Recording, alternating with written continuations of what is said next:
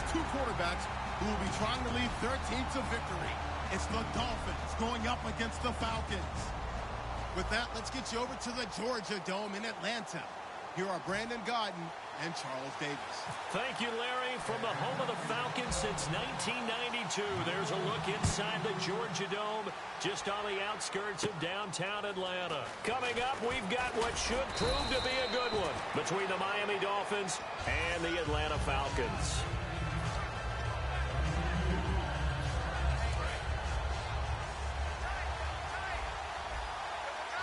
They come up in an offset eye. Tannehill on first down. He's going to find his running back. It's complete. And he was able to shed the tackle, but the reserves come in for the stop. Call it a 3-yard gain, and it's a second down. And on your screen, the offensive starters, Jarvis Landry, a guy that we profile. Love his game. Not only is he going to beat you with athleticism, he's going to outwork. And he fires one that's intercepted. A great read, and it's picked off. And he'll get this back to the 32-yard line. Certainly not how they envisioned ending their opening drive here in the first quarter. Too many ones in this play.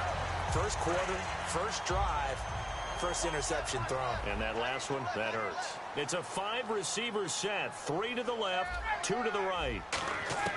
After the interception, here's Ryan. And incomplete to open things up. He was looking for his tight end, Jacob Tamme, there. That'll bring up second down. A glance at the starting unit. Julio Jones, a threat on the outside, of course. Combines great athleticism, incredible speed, and a whole lot of toughness to be one of the better receivers in the NFL. He was looking for Mohamed Sanu there. And that'll make it third down.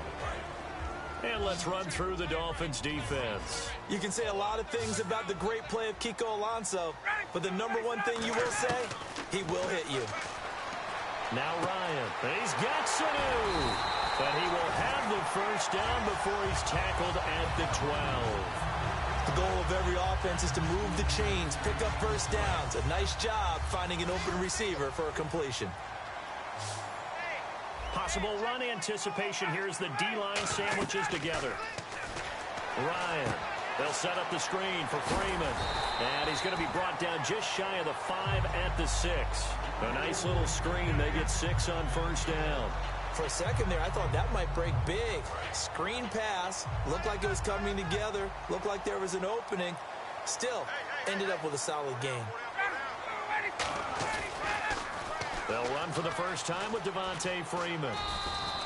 And that'll get him halfway there as he takes it from the 6 to the 3-yard line. And when you watch Devontae Freeman run the football, you can almost close your eyes and hear him running the football, can't you? Because people just scatter. I mean, you know, when he goes through a pile, it moves in a positive direction for him. I just love how hard he plays the game. 1,000-yard season. He had 11 touchdowns last year. In March, 25 years old. So he's kind of hitting that sweet spot for a running back, isn't he? He really is. And I still remember the evaluation of him coming out of college. He does everything well, but you weren't sure he had a dominant trait. Well, wrong about that. He's dominant just about everything he does, and I think that he's going to continue to elevate his game and seek a 3rd Pro Bowl in 2017. Now after the touchdown, it's Bosher to kick it away. That's fielded in the end zone. And he'll take this one near the 25, call it the 26-yard line. The Dolphins offense now working their way back onto the field. And following the interception, just any interception, are you a little bit more cautious when you start that next drive, or no, you just throw that out the window? I think you are. I don't think that there's any way you can run back out there and go, totally didn't affect me. Let's just go ahead and be loose with the football again. You're going. That's caught inside the 20. It's a big play there for Miami. 58 yards. And the next snap coming inside the red zone here. And the D-line pinching together, must be expecting the run. Now it's the Boise State alum, Jay Ajayi. Officially no gain on the play, and it's second down.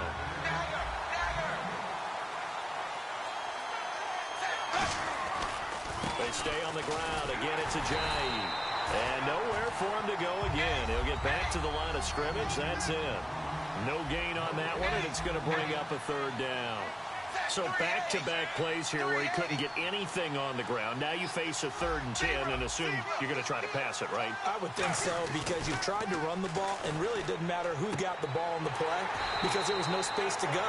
So then I think you step back, throw the ball to try and pick up the first down. It's a 4-yard pickup, and that's going to make it 4th down. Now it's Andrew Franks on for Miami.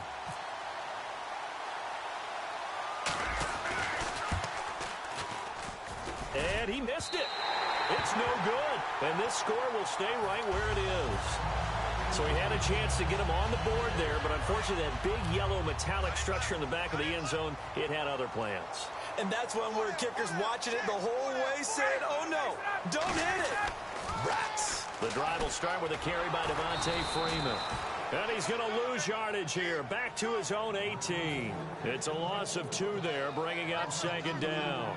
The way he roared up and made that play, that tells me that he spent a lot of time in the film room analyzing what this offense does, and he saw something that convinced him he didn't have to worry about the pass. He could just go right now and make a play. I think if you're the offensive team, you better file that away a little bit. Maybe think about some play action down the road. You might catch him deep. And, Brandon, I think Mohamed Sanu had a nice career while he was in Cincinnati, but he really elevated 2016 in Atlanta. The most catches for himself in a single season. 59 of them, 4 touchdowns. Really a nice compliment to Julio Jones, and he was a nice compliment in Cincinnati. I don't want to say he's not a number 1 receiver, but he plays that number 2 slot well, doesn't he? He does, and I think it's because of his versatility. He can play in the slot. He can play out wide. They can use him as a wildcat quarterback. He has thrown passes in the NFL. In fact, going back to his days at Rutgers, I think he threw 18 passes while he was at Rutgers, so you never know what you're going to get when Mohamed Sanu has his hands on the football. Now they go screen. It's complete. And he'll get it out a couple yards shy of midfield at the 48. They'll get 4 there out of the screen, and it's 2nd down.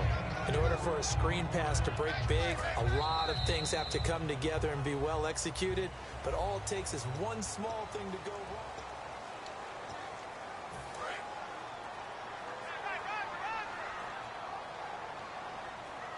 They'll come out in the pistol. Now Ryan on 2nd down. Sliding out of the pocket. Connects with Sanu right side. To give him 17 yards that time as that'll move the chains. Looked like the defense put pretty good pressure on him, but he's able to flush out to his right to try and evade people. On the run, had to get on his horse. Still accurately throws a nice pass for a 1st down. Steps away to his left. And he takes a shot on the release as this will be incomplete. Not too many things get to a quarterback of this magnitude, but I think it's safe to say that pressure can get to any quarterback. Now, he's obviously a great franchise quarterback, but felt the pressure, threw it incomplete. 2nd and 10 now. Ryan. And Jones has it over the middle. And he's going to be taken down, but not before reaching the 15-yard line. Over 1,400 yards last year for Jones. Just 6 touchdowns, but, you know, of course, he had the big 300-yard game. However, when he was blanketed with coverage, he always opens things up for other guys, doesn't he? He does, and that's what's benefited Atlanta's offense. Other guys were able to step up. In 2016, Mohamed Sanu stepped up and had his best year as a pro. Austin Hooper, as a young tight end, really developed down the stretch. And Taylor Gabriel, who had come over as a free agent from Cleveland, he really flourished, actually led the team in touchdown catches. But there's only one Julio Jones, and you want to get the ball to him as much as possible.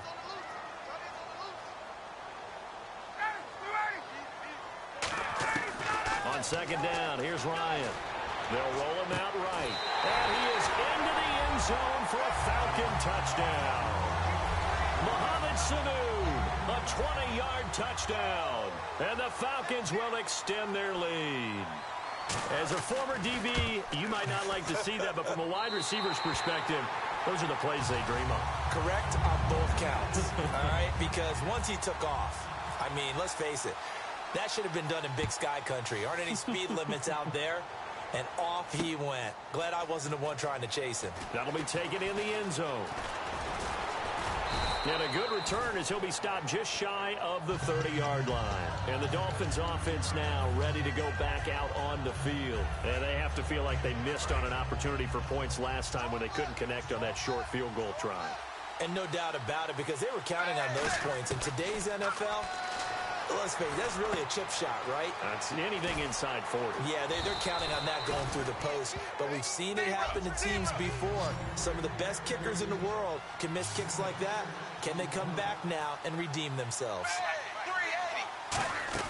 On second down, here's Tannehill. And no escaping this time as he'll go down. They got him for a sack.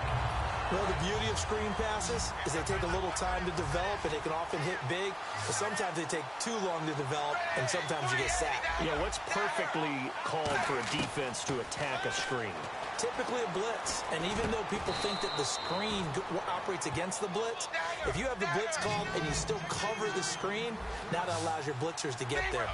And fit's the exact right word. Over the middle, there's almost always traffic, so anytime you're a receiver in that area, you're not just focused on catching the football. You're wondering where the collision's going to come from, right? Because there's almost always someone there able to concentrate, catch it, and even added a little extra at the end with a short run. Obviously, a big play was needed, and you can see his eyes light up as he realized there's absolutely no one in front of him. And he takes off and goes a long way. Not only does he pick up a first down, but a big gain to boot. Here's Tannehill. They set up the screen to Ajayi. So he got free of one tackle, but couldn't do a whole lot else. The first down screen pass, good for 5. I'm going to show my age here a little bit. We used to talk about running backs catching the ball as safety valves. Nowadays, they're a big part of the passing offense. Quit acting like you're so old. You're only 65. Jarvis Landry, the intended receiver, and it's third down. And the offense looking to pick up the first down after the second down incompletion. From the gun on third down, Tannehill escaping the pressure right. Thrown across his body, and it's intercepted. A great read, and it's picked off. And they will take over at the 26-yard line. 2 minutes to go here in the first half. We're back to Atlanta right after this timeout.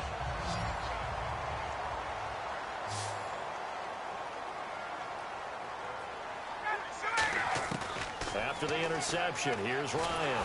And he can't escape the pressure. Ryan goes down.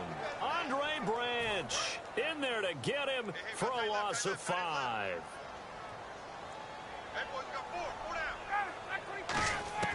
On second down, Ryan flushed out right. Oh, he's got some breathing room. And he's able to get out to the 32, brought down there. Now whistles come in. We're going to get a timeout here by the offense. It's just their first, so they'll have 2 remaining here before we get to halftime. From the gun on third down, Ryan. And that is incomplete. All right, let's go ahead and try and get into the body and the mind of the linebackers. Yeah, I know they're bigger and stronger than I ever was, but in this situation, they understood what was going on as much as the offensive guys, because the offensive guys always taught find the first down sticks and make the play. Well, on defense, what do you want to do? Guard the first down line. Make sure they don't get there and tackle them in front. They were able to drop in their zone coverage, figure out where the first down line was, and end up making the play, swatting it away so they couldn't get the completion. The Dolphins offense now heads back on the field. And 2 picks thrown here in this first half alone. We'll see how that affects him. Can't wait to see where his confidence is, because the great ones, they'll throw 4 or 5 picks, and while it'll hurt their team, it won't hurt their confidence. They'll think something was just wrong with the ball or the wind or something was funny. It's never about them. That's how they stay so into the moment and into the game. And no escaping this time as he'll go down. They got him for a sack. And they're going to hurry back to the line now. Now, we talk about players blitzing all the time. I often laugh and sometimes call it just straight-ahead pursuit. What a running start right back to the backfield for him. Yeah, it really didn't give anybody a chance to get up there and stop him. No, I mean, that's really, really difficult. And for the 3rd time here in this half, it's intercepted. It's Desmond Trufant, and this one will be returned to right around the 38-yard line. So out come the Falcons now. They've got the lead. Last time had to punt it, though. What's the key to this drive? I think it's leverage. Leverage. Big guys up front. You know the motivational speech on the sideline is, guys, give us an... Now hold everything here. We're going to get a timeout by the offense. So that means they're down to 1 remaining here as we head toward halftime. Shift together here from the D-line. Now Ryan on first down. And unable to connect on the long pass. It falls down incomplete.